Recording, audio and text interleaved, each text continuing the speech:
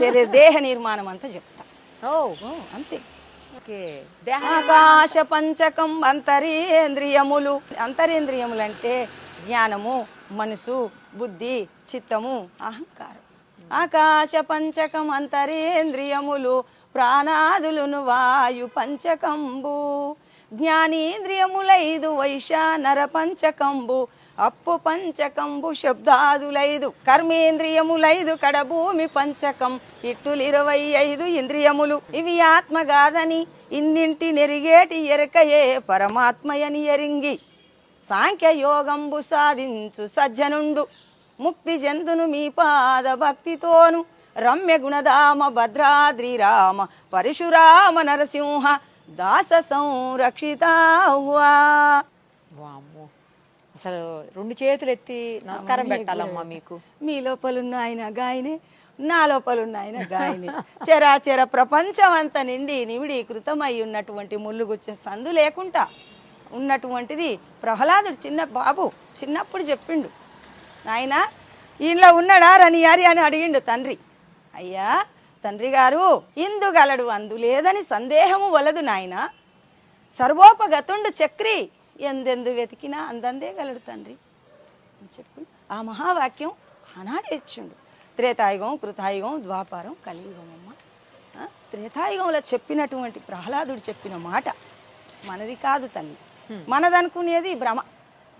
నాది నాది నాది అనుకుంటా నీవు వీల్చుకునే గాలే నీది కాదు, నీవు నడిచే భూమే నీది కాదు, నీ శబ్దమే నీది కాదు, నీ స్పర్శనే నీది కాదు, నీ రూపమే నీది కాదు. నీ యొక్క లాలాజలం మింగకుంటే బతుకుతామా? ఒక్క క్షణం మింగకుంటే శవమైతుంది, ఊపిరాడకుంటే శవమైతుంది. శ్వాస తీసుకోకుంటే నీ లాలాజలం జలభూతము నీదా తల్లి, నాదా, ప్రపంచందా? ఎవ్వరిది కాదు. వాసన పృథ్వీభూతం, మరి దుర్వాసన సువాసన ఇది ఎరుగుతుంది ముక్కు, అది మనది కాదు. పంచభూత ఆవరణ మన వస్తువు అనేది ఏమీ లేదు చూడమ్మా. అవును, వట్టిదే.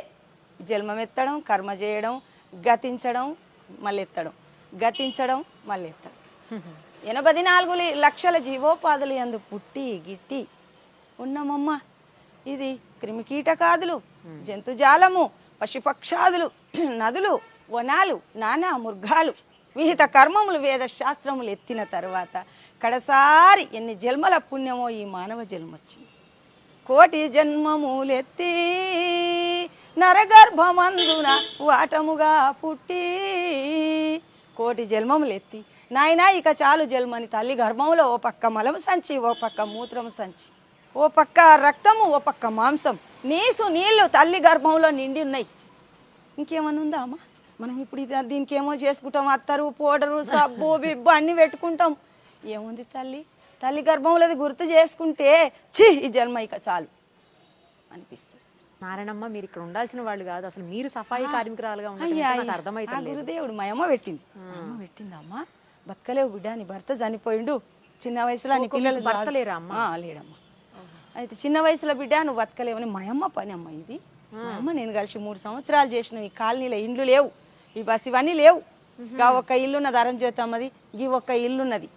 అప్పటి నుంచి ఇక్కడనే ఉన్నది. మా అమ్మ చేసింది చాలా రోజులు అయినాక నన్ను పెట్టినాక నేను చేయబట్టి 22 సంవత్సరాలు. అబ్బో, అడవి, ఇక్కడ కొండలు ఏం లేవు అప్పుడు.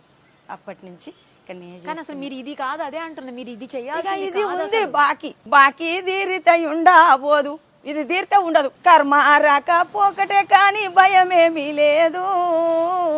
భజించవే శివుని మనసా, ఎంత పాపకారివే నీవు గడుసా, భజించవే శివుని మనసా. నీకే పెడతానమ్మా.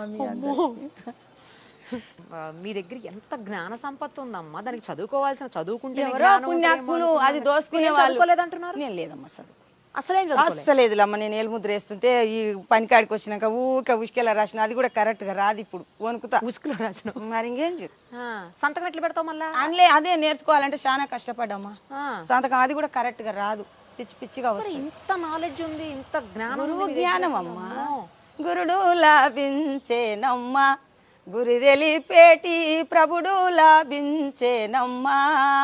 గురుడు లాభించేను శరణన్న వారిని, కరుణించునెవరైనా హరమారెంచని తండ్రి. గురుడు లాభించేనమ్మ గురి తెలిపేటి ప్రభుడు లాభించేనమ్మ పాద తీర్థం బిచ్చియు ప్రసాదమును పరిపూర్ణ దయలుంచియు పాలమందున బ్రహ్మ వ్రాలు తూడసి వేసి పరమా మంత్రంబును త్వరగా బోధించేను మరసిపోయిన స్వస్వరూపము మరల నామది కెరుక చేసియు శరణనిన కరుణించమురియుచు గురుడు లాభించేనమ్మ గురి తెలిపేటి ప్రభుడు లాభించేనమ్మా. మీకు రాయటం రాదన్నారు, రాదు. చదవటం అన్న వస్తుందా అమ్మా? చదువుడు ఎక్కడదమ్మా? అది లేదు, చదవటం కూడా రాదు, లేదు. రాయటం రాదు. రాదు. ఇంత పెద్ద పెద్ద పదాలని అసలు ఎక్కడ చిన్న తప్పు కూడా ఇవే లేకుండా- చిన్న చిన్నయేనమ్మా, ఇంకా పెద్దవి ఉన్నాయి. అమ్మ బాబోయ్, ఇంకా పెద్ద అంటే చదువు రాని వాళ్ళకి రాయటం రాని వాళ్ళకి ఇవి పెద్ద పదాలు కదమ్మా. ఇక పెద్దవి అంటే అమ్మ చదువుకున్న వాళ్ళకి ఏముంటదంటే ఓహో ఫలాని పుస్తకం చదివితే గది అది మనం చదవచ్చు చెప్పొచ్చు అని అటువంటి భీకరమైన ధీమా వాళ్ళకి. మాకేమో గురువు గారి దగ్గరికి పోతేనే బోధ, Great లేకుంటే అసలు. బాధ.